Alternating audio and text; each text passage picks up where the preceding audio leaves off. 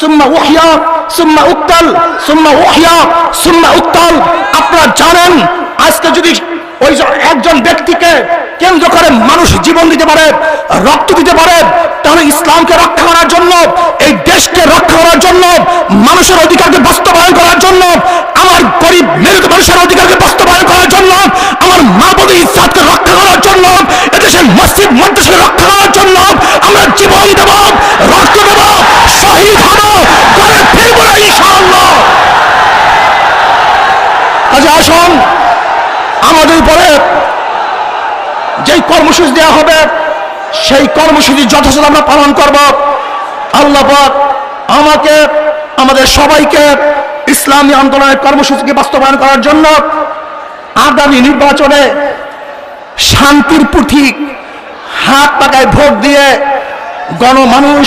গণমুসলমানের অধিকার